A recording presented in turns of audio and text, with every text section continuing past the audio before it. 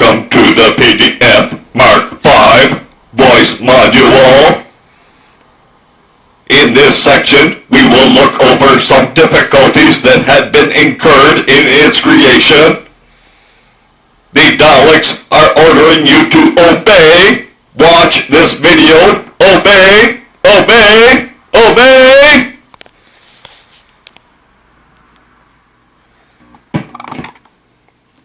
Alright, so now that I don't have to scream at you all, I'm going to remove the cover here. The board was really fantastic. Putting this unit together was a joy. I enjoyed doing it. And when we look at the cost value for this piece, it's unbelievable. When I first built Dreadnought, I got a Mark mod, and I can say nothing ill will about the Mark mod. I think it's a great unit. And I paid for the extra features, and I still use it in Dreadnought today. And it will remain within Dreadnought, although I may upgrade to the Mark V version that they have now. I want to see it in action first, and then I'll order one. But in my Shawcraft Daleks, I didn't want to install a Mark V. I didn't want to install a Mark mod. It's too expensive. For me, it didn't deem necessary for a Dalek I get partial use out of. Dreadnought, I get a lot of use out of, so I do prefer having that. Plus, he plays music and sounds and everything else, so once again, more of an upgraded need for what I have for that Dalek. But in my Shawcrafts, and even for my Anesthete that's upcoming, I don't need a lot of those features. I do want a simple, robust unit, and this is it for sure. Now, I do have some other units in my Shawcraft Daleks, and those ones there, I paid probably about 120, I believe. Yeah, it was £100, so it'd be about 140 US. And the quality of it is nothing compared to this one. The sound, the adjustability that I have in this is fantastic, and I really love this unit. And I will be installing more of these. I will order some as well. Now, this is the this is the 8th board to be built. And this one is from a new order. And it was part of the production, so it's the first run production versions. And I did run into an issue. Once I had it assembled, I found I did all my soldering joints on the underside of the board, which is typically where you do most.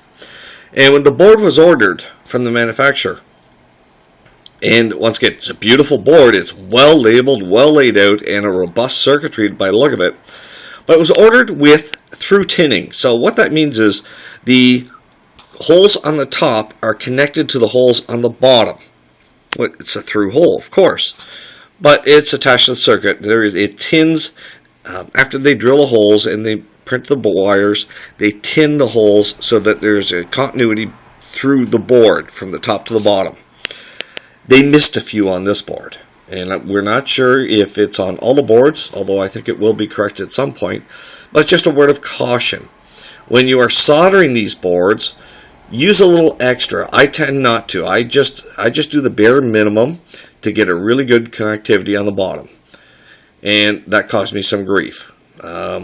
Once we started doing the testing and trying to do some of the setup, we found that I didn't have a few of the holes connected properly. So I had a couple of resistors soldered beautifully on the bottom, but because the solder didn't go through the hole and it wasn't connected on the top, the circuit was incomplete.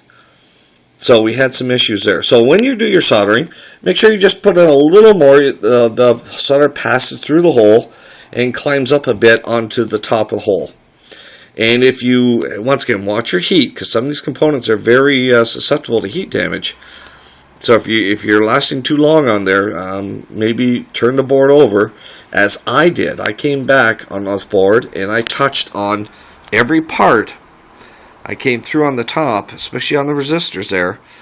And when I looked, I used a lute, and in using it as a 10 times magnification, I could see which one of the holes weren't soldered on the top, didn't have any solder on the top attaching it to the resistor. Same as on the diodes and even on the LEDs, it didn't have the solder coming through the hole.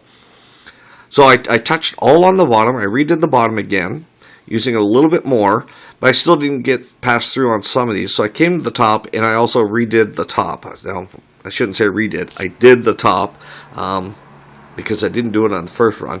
So I touched all the top ones, and then I put it all together, and it powered up, and although I had adjusted the pots when I was doing the first testing, and I threw them way out from center when I installed them the first time, they were close enough that as soon as I powered it up, put the mic on, I had a Dalek voice. I was very happy with this. So, now that it's all together, and you've seen the videos just prior to this, hopefully, that shows the setting up of the 3 variable resistors. It's all set up for what I want right now, which is an NSD style. And this sucker was going to get put into use very, very soon. Thanks for following along. If you're thinking of a voice mod, and you're on a budget especially, you can't go wrong with this. You really can't. Now, I've used on here, these are for the dome lights. You'll see the 2 LEDs, and they were lit up earlier. And in that, I put in the bypass there. So there's a wire bypass up into here. And you do have the option of going incandescent bulbs. I didn't try that route, but I believe they'll be just fine. The box is for a 3D printer, and you'll find that in the PDF section for 3D print files. And it has the model marked onto it, and of course our wonderful Lord Dalek. And it has the initials marked onto it for what the holes are. Folks, hope you've enjoyed following along. I've really enjoyed doing this, and I'm unbelievably gobsmacked at the quality of what I have in front of me here. And for the cost, I believe when we worked out the cost at this point in time, I think even with the printed box, I think I'm still below $50. So, highly suggest this. Highly recommend it for sure. Fun project, easy project, and the manual I've got that I've been using, once again, it's the pre-release manual, and some of the things I've done here have been added to it, but follow it through. It explains exactly what each of the parts are doing in the circuit as a rule. It explains why you're adjusting the variable resistors. It explains why you're looking for the LEDs to go that certain turn off and then come on, then do a full turn after that. And it explains on the sound. So, an extremely good walkthrough manual. It's set up in the basic PDF format, same as what your plans are for the Daleks, and you're going to enjoy it thoroughly. It's a lot of fun. And also, there's some great information when you choose your amplifier and your speakers. It has some incredibly great information.